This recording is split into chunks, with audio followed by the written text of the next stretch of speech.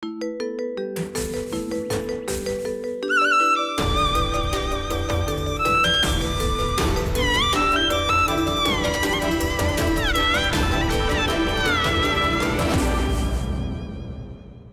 哋要同點樣兇猛嘅海魚較量？松殼蟹憑2張殼，價格就係其他蟹嘅3、4倍。上山下海，即撈即食，睇下老廣點樣近乎苛刻咁追求食物鮮味。廣東河海交錯嘅地理環境，令老廣有咗即撈即食、鮮在當下嘅習慣。佢哋認為食材離開咗生存環境越耐，就越唔新鮮。近乎苛刻感同味道嘅消耗賽跑，同原味嘅稍縱即逝鬥爭。靠海生存嘅漁民更加係遵循住速度法則。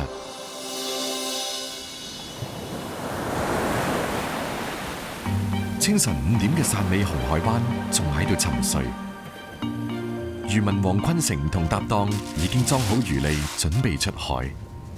要看那個天氣，還有潮水要配合得好，哪個時候隨時都可以吃海。就是有時候當天回來，就是必須要把那個魚新鮮的撈回來，係最重要的。每日趕早出去餵嘅係能夠中午之前將新鮮嘅海貨送翻嚟。佢哋要釣嘅係汕尾當地嘅一種魚類，呢種魚只係喺11月中旬到來年1月出現。向住太陽即將升起嘅方向，開船20海里，等到適合落鈎嘅海域，黃坤成佢哋已經用咗1個幾鐘頭。這個水你看，裡面跟外面的就不一樣的。要想那個紅色的嗎？那個水太清了不行，太清了就是那個魚不上鈎啊。52歲嘅黃坤成18歲下海，跑遍咗廣東大部分海域，捕魚冇秘訣，全靠多年積累嘅經驗。等1000幾個魚鈎陸續落水，第1個魚鈎就可以收魚。收鈎嘅等待枯燥而漫長，捕魚全靠運氣，幾千個魚鈎捉唔到1條魚係經常有嘅事。來了，來了，咪集中。黃坤成感覺有魚上鈎，氣氛即刻緊張起身。2個人拉線，船喺胡德森嘅掌控下，順住魚游走嘅方向追。3個人嘅配合稍有差池，魚就會流走。到檔其他位，喂，綁，就綁，快！等跌先將來，哇！呢度落鈎，就攬，綁。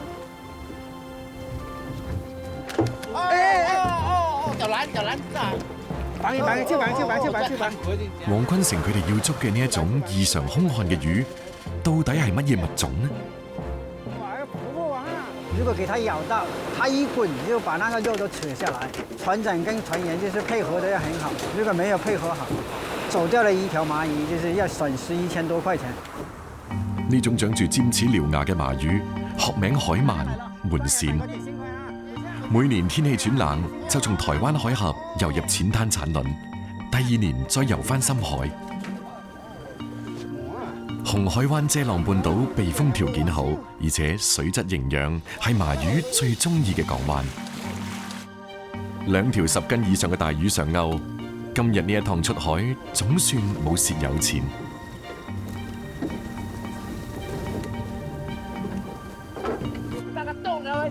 但係對於小漁民嚟講，有一種情況比捉唔到魚更可怕。你不要走去台寧嗎？嗰啲有得上海啊！漂亮啊你啊！你叫我出嚟海啦，台寧咯。這魚釣都拖走了，這底下的，不要說釣到的魚，就是連那個釣都給它拖走。大船欺負小船，有時候它還要打人呢，還在上面就是丟東西下來扎你，你去說它，它還要追，肯定是委屈了。工具給你搞掉了，還說都不能說。一下撞到2艘大船，未嚟得切收嘅魚鈎全部拖走晒，3個人只能夠打道回府。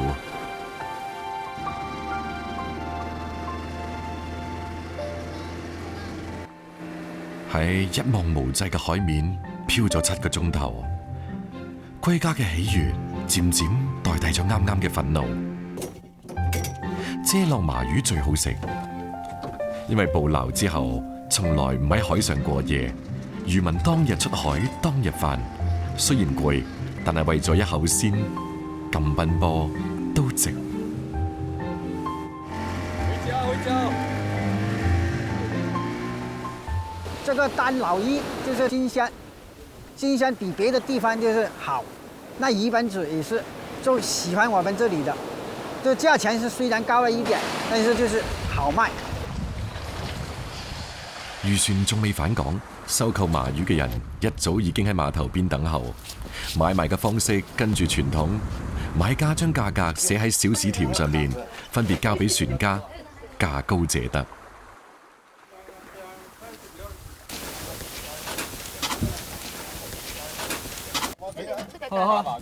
好，這條面頂咯，今日捉咗條細魚，黃坤成特登留落嚟，攞翻屋企俾個孫同漁民兄弟食。媽咧，阿媽晒應佢啦。喺度望啊，喺度就望啦嚇。好。黃坤成上年在外跑海，今年為咗帶孫，先至翻到紅海灣嘅。曾經開過大排檔嘅佢，係整魚嘅能手。麻魚肉質緊緻，帶有海鮮特有嘅鮮味。魚頭魚骨煲湯，魚肉可以滾粥、燜炒或者清蒸。但麻魚嘅最佳配角非潮汕鹹菜莫屬，蒜蓉同薑絲爆香，倒入魚肉翻炒，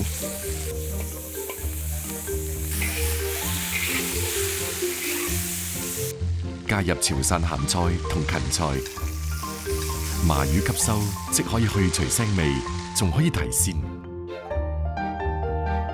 另一種烹飪方式鹹麻魚係汕味嘅獨特做法，用鹽將麻魚醃製，魚肉中嘅蛋白質喺鹽嘅作用下凝固，去除多餘嘅水分。經過醃製嘅魚肉蒸出嚟之後，更加鮮嫩爽滑。這個醃20分鐘就可以蒸了，但是在沒有這個麻魚的季節裡面還可以吃，保持它的鮮度，放到過年都可以吃，就不一定是天天有的東西，就是放到沒有麻魚的時候都可以吃的。魚攤，點知你咁多數咯，或者而家你喺後影啊我。哦，即當即卡嘅那個魚就夾，就看後影望啲啲啊，你又無啊就咁多數啊咯，買佢大理小空，撈一部邊啊，嚟咁啊。我就落單。好。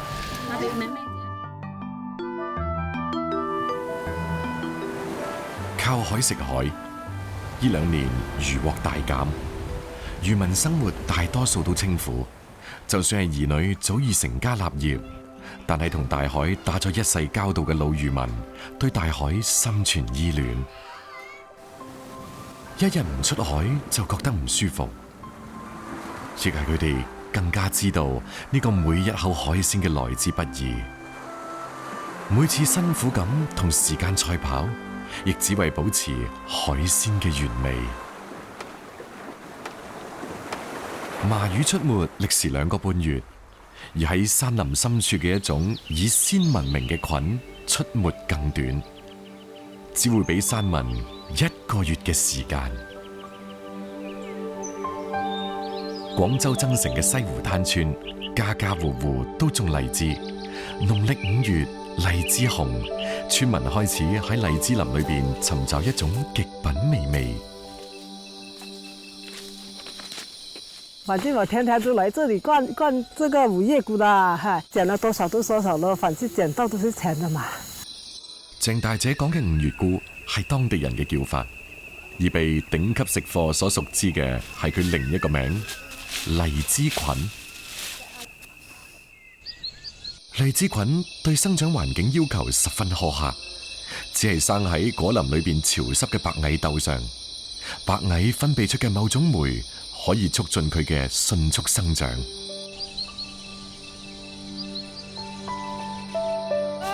找了这么多那个五叶菇了，找了几天都没有找到，现在找了這麼多了。一柄肥壯嘅荔枝菌略呈紡紗朵狀，菌尖好似一把收緊嘅遮仔。咁樣嘅荔枝菌可以被列為特級品，極為清鮮爽口。如果再遲半個鐘頭，菌尖打開咗，鮮度就會大打折扣，賣價亦都會平一半。所以採摘荔枝菌一定要快。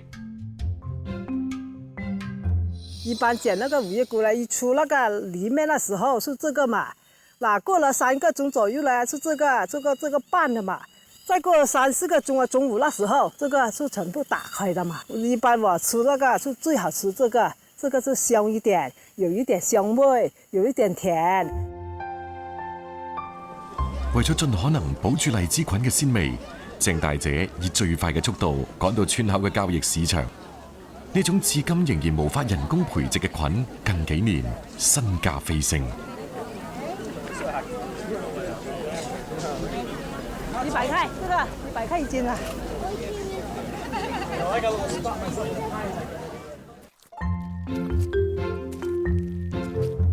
鄭大姐係舊年村裏面嘅採菌狀元，為咗增加1個月幾千蚊嘅收入，鄭大姐喺5月變到異常辛苦。晚黑，先生落班返屋企，夫妻2個人凌晨2點再次出發去揾菌。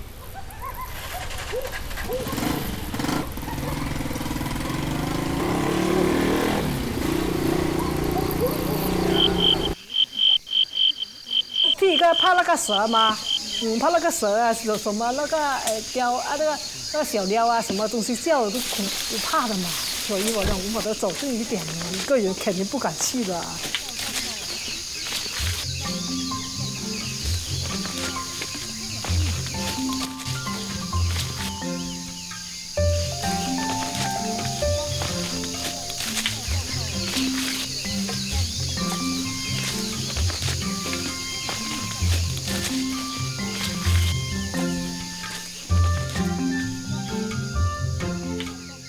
收成全靠運氣，雖然兩夫婦對周邊果林邊度出個菌記得清清楚楚，但係今晚呢一趟仍然一無所獲。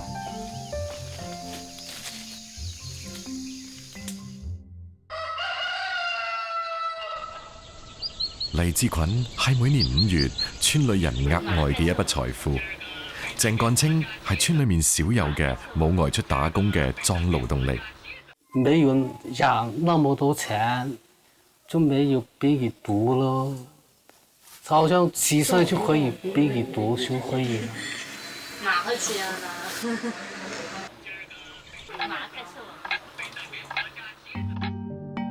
一對雙胞胎仔仔增加咗唔少開支，佢都想畫啲荔枝菌補貼下家用。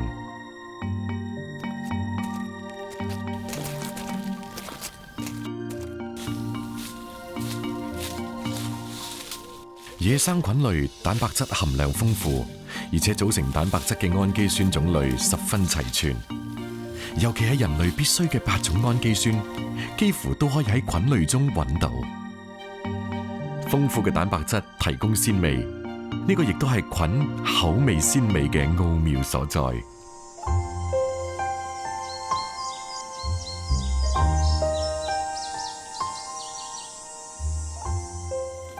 鄭幹清今日收成唔錯，佢決定留低一啲，等寶貝仔試下呢個過時不候嘅美味。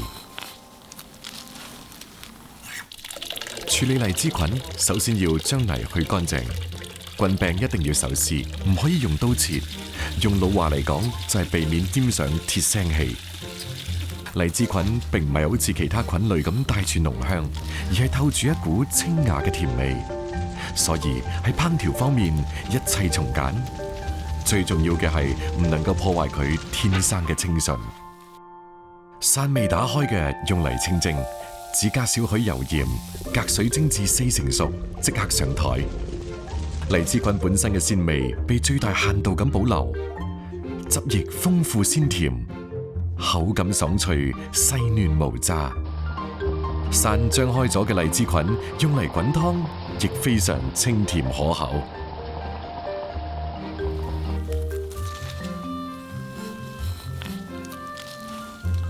我哋試到嘅大多數鮮，其實都係對食材本味嘅提煉同升華。而荔枝菌唔加任何雕飾，就擁有淡淡嘅鮮甜美味。呢個正係對食挑剔講究嘅廣東人對佢趨之若鶩、視若珍寶嘅原因。農曆9月，廣東珠海西部嘅鹹淡水海域會出現全國獨一無二嘅一種海鮮。呢種海鮮就係擁有2層殼嘅松殼蟹，因為其鮮無比，而且百裏挑一，所以備受當地人追捧。初秋嘅早上，珠海乾務鎮五山鹹淡水養殖場嘅蟹農紛紛將啱啱上水嘅蟹送到販賣點。黃老闆，今日咩價錢啊？就係咧55、56度，水蟹呢？水蟹30蚊到。哦，啊啲同學蟹咩價錢啊？82蚊斤，有冇？有得少啊，依家壓住啊。整個地方都是這個地方的螃蟹最貴。117這又好吃又甜又夠肉又香。松殼蟹，顧名思義有2層外衣，一軟一硬。物以稀為貴，每100斤青蟹中大約只有1斤松殼蟹，所以松殼蟹嘅價錢係其他蟹品嘅3、4倍，甚至更高。咁松殼究竟係點樣衍生嘅呢？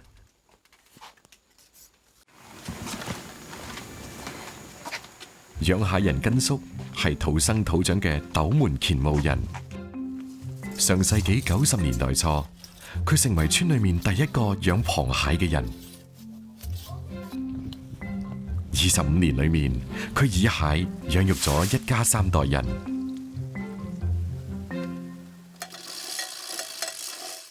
養蟹嘅本領當然唔係浪得虛名。為咗保持蟹嘅鮮味，根叔嘅餵養一直堅持佢悟出嘅最貼近自然嘅方式。嗰啲料就係餵蟹㗎，片仔喺大尾部留翻嚟㗎。嗰啲每日咧就餵30包上下，嗰啲價錢就為25蚊一包咁上下。餵飼料嗱肉冇咁鮮味㗎，冇咁清甜㗎。餵嗰啲自然就好啲嘅啲蜆啊。乾務地處珠江3大出海口交匯處，流動嘅鹹淡水灌溉田塘，有純天然嘅地理優勢。乾務青蟹就有咗最接近原生態嘅生長環境。呢個亦都係根叔當年敢於嘗試養青蟹嘅底氣所在。青蟹1年4季都可以生長，喺唔同生長期可以分為奄仔蟹、水蟹、肉蟹、松殼蟹、膏蟹等。其中松殼蟹最為罕見，只有乾務獨特嘅鹹淡水質先至可以促使青蟹自然脫去硬殼，生出嫩殼，形成特殊嘅松殼。每日下晝3點係根叔自設嘅放籠時間。選擇呢一個點係因為青蟹呢個時候都停留喺灘塗水窪之處，及泥縫裏面，等待夜間先至四處覓食。覓食過程中，邊個都走唔甩根叔設落嚟嘅籠網。而家放咗50米冇，因為冇料食啊，佢哋多啲入啊嘛，有啲少啲咁噶。一般嘅同學蟹我哋好少攞上嚟噶，個珠比較細啊，咁啊等佢脆咗殼咧，變為蟹乸就大過啲，膏蟹啊咁就大過啲。因為松殼蟹喺褪去舊殼嘅18、9個鐘頭之後，新殼嘅體積顯著增大，體重增加70%，甚至更多。呢次蛻變之後，松殼蟹已經完美轉身為膏蟹，價錢會再攀升。深秋嘅早晨，雖然清涼，根叔都會喺天光之前搭上自己屋企嘅小船，開始一日嘅勞作。今日佢佢要用一種秘密武器防止青蟹間嘅鬥爭。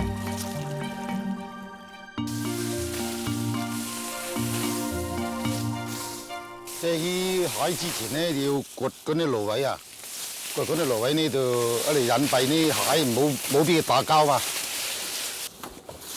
原來青蟹有同類互相殘殺嘅習性，可憐嘅蟲殼蟹準備退殼，自然成為咗被捕食嘅主要目標。蘆葦正係隔離廝殺嘅好幫手。根叔沿住放網嘅座標，一個一個網籠慢慢拉起身，看似簡單嘅動作中間，卻隱藏住收同放嘅學問。慢慢啦，彈下彈下已經，佢卡住㗎，你啲網鎖啊嘛，就啊又唔放咗落去。要跳啊，要跳佢邊啲高蟹，邊啲肉蟹，邊啲放咗佢咁，又係最樣咯。唔夠高嘅又要放養。喺嗰個角嗰度調光線啊，朝頭早到東邊啊，麻花嘅西邊啊，調光線呢一照，佢離嗰個角啊，等到頂呢嗰啲肉啊，佢哋又高。係依家搏起嚟跌住咧，等到今晚先落咯。嗱，嗰陣咪同學噶啦，嗰度嗱個公就喺上邊啦，個乸嘅女仔就喺落邊啦。佢吹殼之前要受公保護噶，嗱倒佢落去得攬住㗎嘛。你摸下佢角嗰度呢，如果有裂嘅呢，就比較熟啲，佢嘅爪呢就慢走啲㗎，冇咁活力夠咁大㗎嘛。準備呢脆殼啊嘛，嗰啲好另方啊，唔準露埋一齊啊，露埋一齊等陣就打交佢就撳死啊！每一隻上水嘅蟹都走唔甩根叔嘅法眼，高蟹上框，水蟹放養，蟲殼蟹預留。每日2個鐘頭嘅重複動作，根叔持續咗整整25個年頭。依家習慣咁嘅生活，就每日都要咁做嘅。蟲殼蟹嘅上網量唔係根叔呢一個養蟹人可以講咗算嘅，更多嘅係睇氣候、生長期等因素。今日2個幾鐘頭嘅勞作換嚟嘅蟲殼蟹只有2隻。眼前嘅生猛撩起咗根叔品鮮嘅心情，佢咩都冇講就開起咗爐灶。講薑辟腥，不見到蟹嘅腥味，亦都有海鮮嘅腥味，一道清蒸，一道烚熟嘅咁咯，原汁原味嘅風味啊！最好就隔水浸就得，最快退係咁咯，直接性噶啦。活躍嘅蒸汽令海鮮鮮嘅原味最大限度咁被激發。從江海到灶頭，從最繁雜嘅養殖到最簡單嘅烹飪，無論係放養捕撈嘅加法，定係烹飪製作嘅減法，根叔都得心應手。見個蟹嘅鮮味啊，總之去邊度都係誘惑到你噶。蟲殼蟹之所以受當地人嘅追捧，除咗可遇不可求嘅產量之外，最為打動人嘅仲係佢獨特嘅鮮味同豐富嘅蛋白質。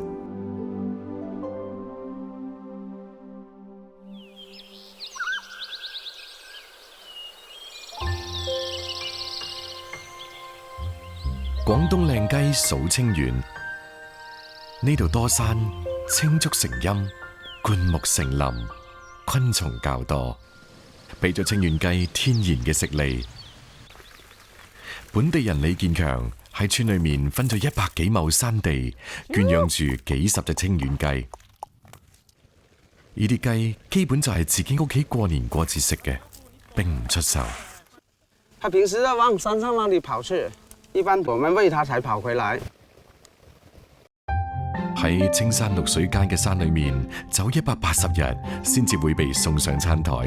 呢個係清遠雞嘅特性之一，必須放養，所以亦都叫走地雞。坑口村處於筆架山，原生態旅遊風景區嘅腹地。村民李建強嘅呢一家小店，隨住鄉村自駕遊同單車越野嘅興起，先至有咗生機。小店嘅招牌菜正係蔥油雞。湯殺之後，成隻放入微滾嘅開水裏面，令到鮮味喺湯同食材之間循環。清遠雞自帶清香，調味唔可以重，以防止雞味流失。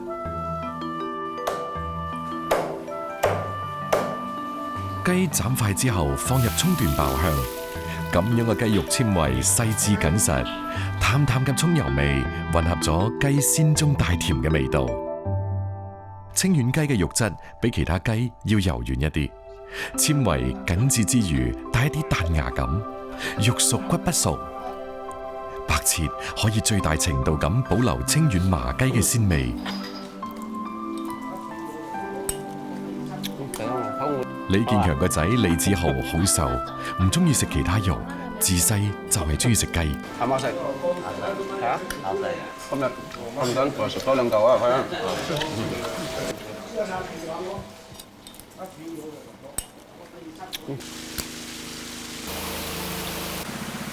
李子豪今年21歲，以前唔中意留喺大山裏面做嘢，落山去咗城裏面。直到上個月，佢決定仲係要翻上山嚟幫爸爸。他老爸那麼辛苦了，那就願意回來幫他做。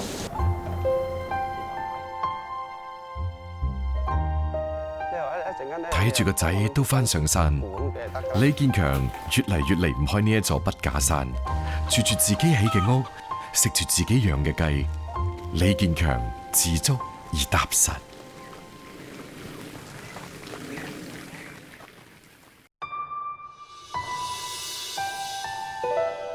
廣東嘅冬天嚟得遲，但南昆山比海邊嘅溫度低咗好多。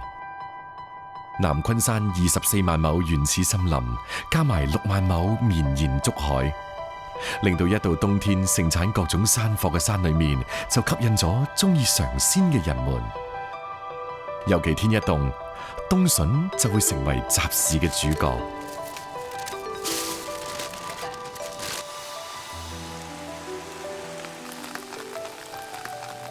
落咗一日雨之後，難得嘅大晴天，村民李叔即刻攞住棍出門。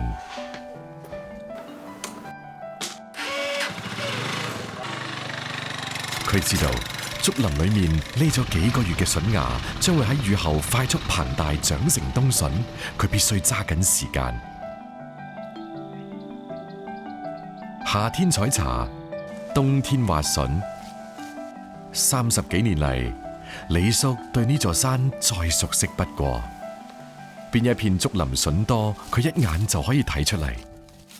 現在的筍要把它挖掉呢，它就使那個養分呢全部供在下面那些小的了，就是留在它在清明前生株子的那個養分。那個時候挖掉了，它那個時候呢那個株子生得就比較大。冬筍從來都唔露面，本地人挖筍主要睇土。這一根呢又出了土了。外行人睇落去好似一樣嘅土地，李叔就可以辨認出邊啲土層鬆，邊啲表面裂開，筍尖就嚟要冒出。冬筍其實係無竹底下嘅竹邊側芽發育形成嘅筍芽。因為根基唔深，好難生成竹，爛喺地裏面，反而阻礙咗無竹嘅生長。物盡其用嘅山裏人喺睇落去冇用嘅根莖中，發現咗冬筍呢一種山林美味。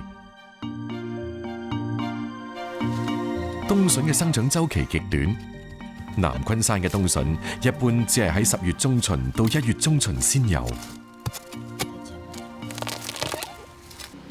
因為產量少，冬筍嘅價格比春筍要高好幾倍。呢3個月，村民紛紛利用時間上山挖筍補貼家用。但為咗生態平衡，保證年年有筍，村民都會恪守祖輩流傳落嚟嘅規矩。村裏面還沒有秋高系沒有說禁止挖的時候，就全南昆里到處去都可以。但一到高村，不用秋高系，那個就不去挖的，你自己也不挖。哎，老闆，冬筍呢？哎呀，好靚哦，這冬筍哦，冬筍好食哦，見它哦。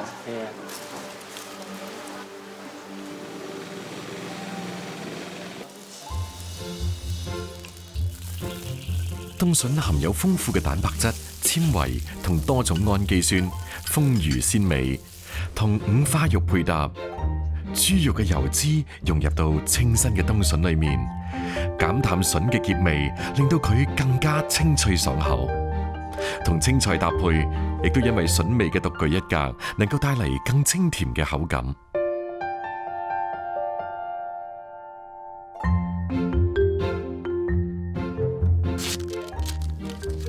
筍四季都有，但以春筍、冬筍為佳。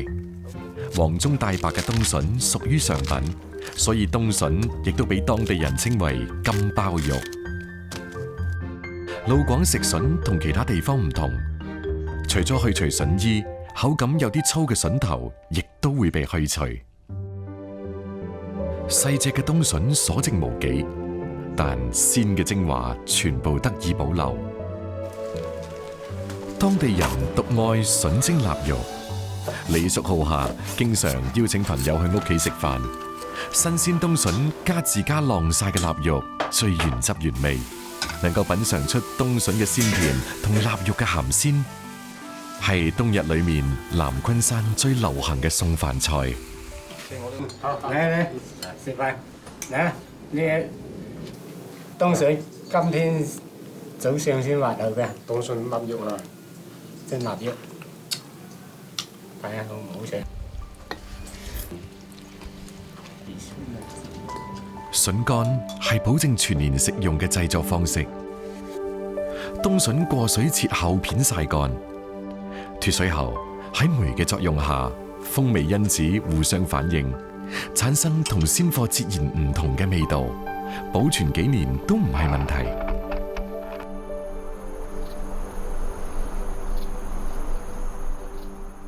喺距離惠州300幾公里嘅韶關，同屬客家民系嘅南雄，筍保鮮嘅方式就大有不同。因為地處粵北同江西交界，濕冷嘅氣候令到南雄菜以鹹、辣、香、酸4大味著稱。酸筍亦都成為咗南雄必不可少嘅提鮮調味佳品。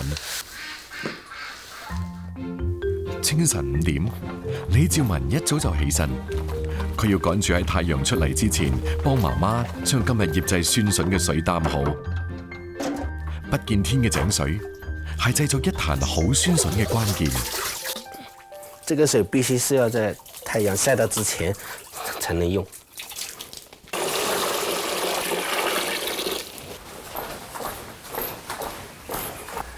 咪咪。去挖笋，来。笋是什么？笋是竹子的吧？就是熊猫最爱吃的竹子。是。醃酸筍一般係喺春秋兩季，以嫩筍為佳。但李兆文嘅弟弟就冇咁講究。喺城裏面長大嘅細路仔，難得國慶返鄉下，帶住佢去挖筍，感受家鄉嘅氣息，先至係呢一趟嘅目的。喺南雄，家家戶戶備有酸筍缸。對李家兄弟嚟講，酸筍嘅味道就係媽媽嘅味道，家鄉嘅味道。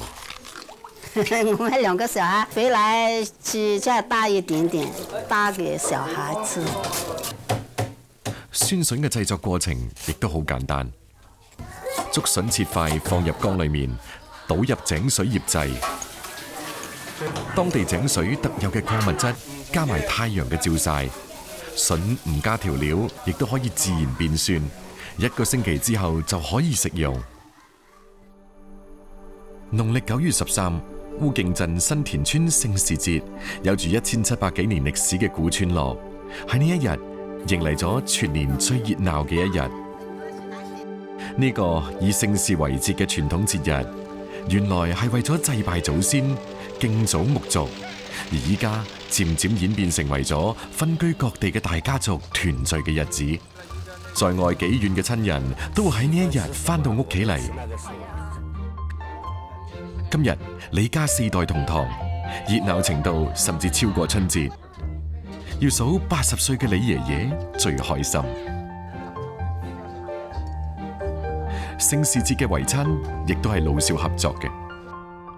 而餐台上嘅主角非酸筍鴨莫屬。新田村依山傍水，自己屋企養嘅鴨食谷長大，肉質豐厚，口感柔軟，搭配酸筍炆製嘅酸筍鴨係南雄嘅名菜。姐夫賴春生係村裏面嘅大廚，每年過節都擔起咗烹飪煮菜嘅工作。把這個鴨子炒糟了，再下油爆香，爆香以後你再下這個酸筍，再下這個香料。辣椒嘅辣同酸筍嘅鮮完全滲透到鴨肉裏面，特別嘅酸筍味令鮮味嘅鴨肉更係餘味綿長。而鴨肉味入筍，唔單止中和咗醃筍嘅酸味，更加令到筍既脆又鮮，係道絕佳嘅開胃菜。對在外漂泊嘅新田村人嚟講，酸筍鴨嘅味道總係能夠勾起家鄉嘅記憶。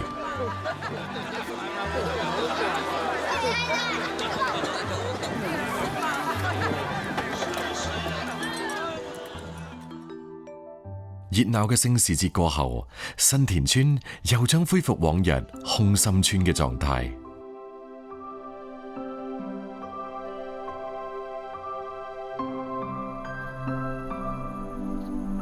冬至一過，2015年嘅倒計鐘聲即將響起，一場號稱人數最多嘅養生盆菜迎新宴，將喺惠州羅浮山腳下舉行。葉定華係呢一次盆菜宴嘅總統籌，為咗獲取最鮮美嘅食材，佢開1個幾鐘頭車嚟到羅浮山上嘅蘇爐村。這裡的出名東西有3樣，一樣是臘肉，一樣是甜茶，一樣是菜乾。個臘味準備好唔樣啊？準備盆菜嗰啲乾腸夾唔夾？臘腸夾下，臘呢夾下嘛？夾唔夾乾先啊？盆菜宴成唔成功，好大程度取決於食材嘅質量。葉定華選取蘇爐村最為出名嘅臘肉同菜乾，呢啲喺純天然中晾曬嘅食材，蘊含咗自然之氣，口感更加鮮甜順口。蘇爐人醃臘味好講究，配方從來唔外傳。肉質選取嘅係山上純天然環境下飼養嘅家豬，配方獨特，肉質鮮香，令到臘味散發出獨特嘅鮮美味。親自挑選完關鍵食材之後，葉定華即刻趕返大本營。兩點打電話，大家你把工作做好。他負責洗菜的洗菜組，他就負責去砍雞砍鴨，他就是負責燜豬肉的啊。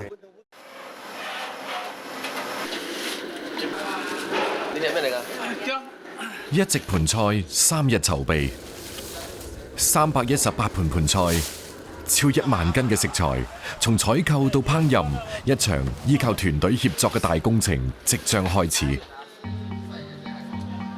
動作嫻熟、反應敏捷，係參與盆菜宴製作人員嘅基本標準。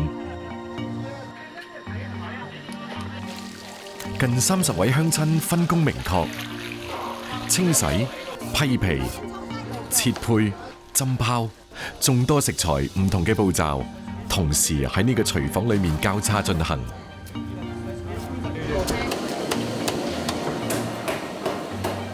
那這個太小了一點點，這個要是你那樣不均，不好看啊。700斤豬肉，160隻雞，斬刀同砧板嘅撞擊聲起伏不斷咁徘徊喺廚房裏面。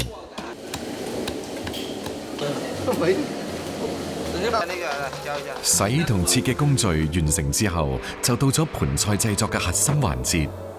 老廚師高貴圖係盆菜宴嘅靈魂人物，所有食材嘅煎、炸、燒、煮、燜都係由高貴圖負責。這桂皮是調那個豬肉的香味，辣椒呢也是調那個香味的，就把那個豬肉的騷味去掉。盆菜烹飪方法考究廚師嘅綜合實力，炆豬肉係個中嘅精髓所在，亦係最花功夫嘅製作。今晚我哋炆15鑊豬肉，但係每鑊要40分鐘。 700斤豬肉，就算開住2個爐頭，淨係炆嘅時間都要超過300分鐘。喺盤菜製作嘅領域裏面，高師傅雖然身經百戰，但亦難免擔心，因為離開席嘅時間只係剩低16個鐘頭。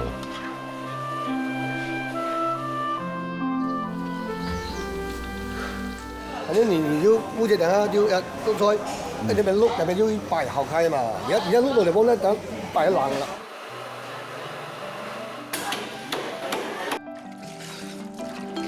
一整晚嘅奮戰結束，煎炸燒煮炆嘅工序基本完成。高師傅開始調製盤菜嘅點睛之筆，勾芡。這個是盤菜最後一個程序最主要的個選擇來的，把20多種菜的鮮味全部提起來，拉起來。盤菜嘅最後一步打盤頗為講究，將烹調好嘅食材從下往上逐層鋪放，蘿蔔、青菜、枝竹同油豆腐只能永遠隱藏喺盤菜嘅最底端，吸水上層食材嘅鮮汁。口味濃重嘅海鮮肉類將會逐層而上。打好盤後，淋埋芡汁，先算係大功告成。芡汁勾入菜肴裏面，會緊包原料，從而制止咗原料內部水分外溢。咁樣既保持咗菜肴鮮香滑嫩嘅風味特點，又令到菜肴形體飽滿而唔易散碎。318盤盤菜喺呢30幾個人嘅手裏面展露初顏。派分票啊，派貨咁啫，打包翻屋企嘅。所以啲盤菜咁落嚟，即係攞翻去以後，你咩都撈埋一齊啊嘛，撈埋一齊一食，盤菜咁樣傳落嚟嘅啫嘛。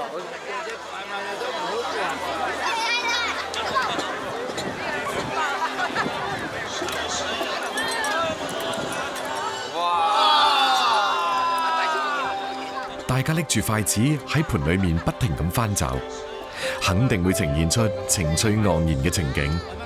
而且越係喺盤深處嘅菜，味道就越鮮美。盤菜食法亦符合中國人嘅傳統宗親法度。一圍台食客淨係食一盤菜，寓意團圓長歲嘅氣象。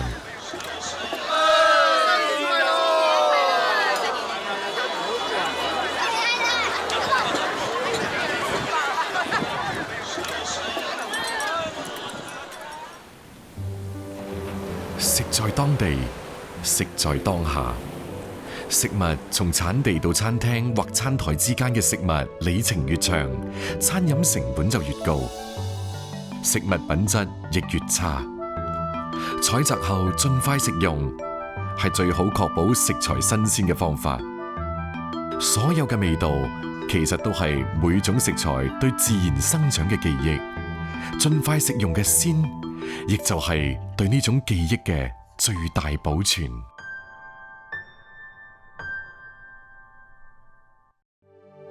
呢啲食材，有人驚恐逃離，有人趨之若鶩。一直都存在這個東西。到底係舌尖上嘅冒險，定係就地取材嘅家常？等我哋放低偏見，睇下佢哋點樣成為老廣偏愛嘅家鄉味道。